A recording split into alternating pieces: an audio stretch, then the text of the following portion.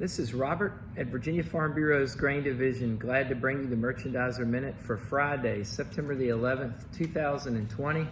With the week, the word I would use to describe this week from our perspective is anticipation.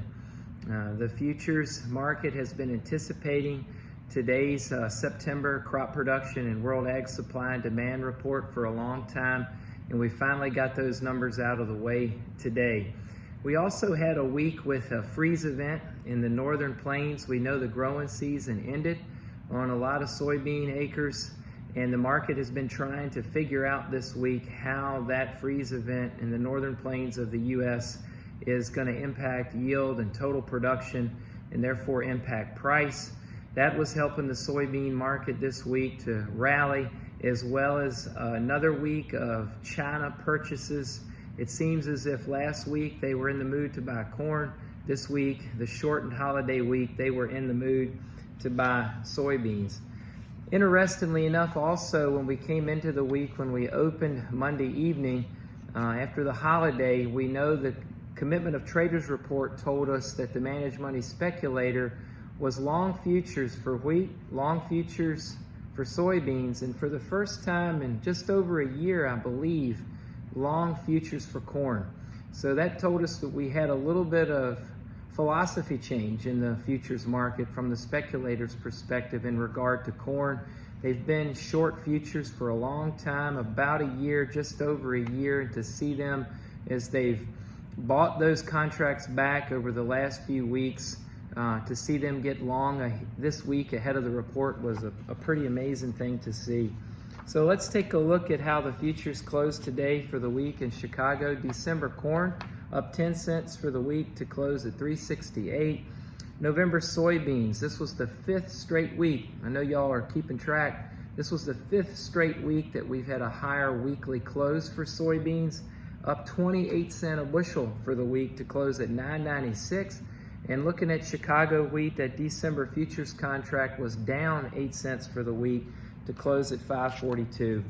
So again, we had the crop report released today. We've been looking forward to it for a long time. There's a lot of information in there about world supply and demand numbers, carryout numbers, yield and prospective yield, as well as prospective total production.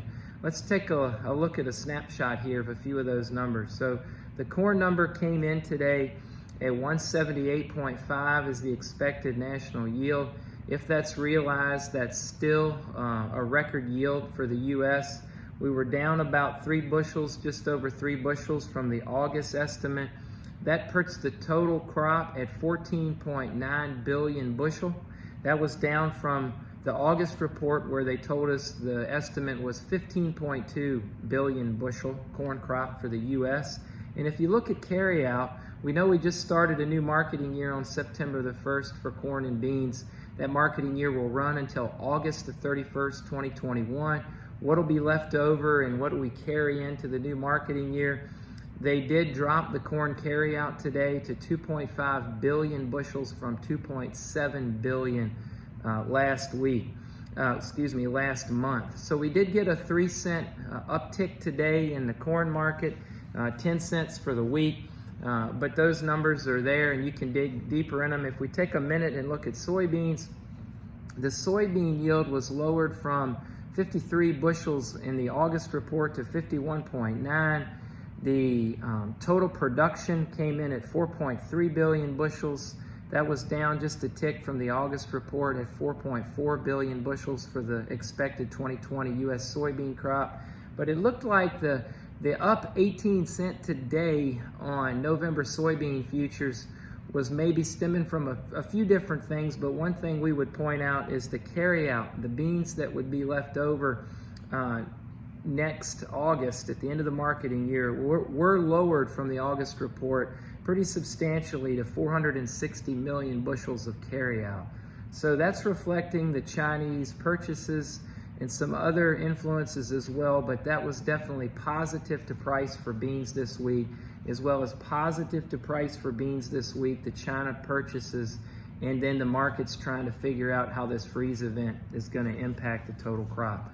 So remember, going into next week, we're going to be looking for that commitment of traders report this afternoon to see how much length the managed money speculators have added on the future side.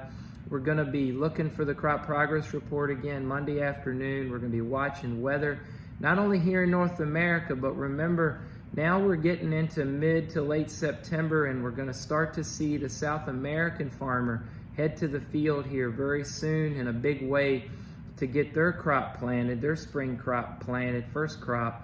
And so we know that weather influences now are going to shift from being all on North America to North America / South America. So we'll keep our eyes on that next week. We've had some phenomenal opportunities, pricing opportunities in soybeans this week, and we're optimistic we can continue this next week with China purchases as well. So give us a call. Let's talk about your new crop marketing. This is Robert at Virginia Farm Bureau's Grain Division.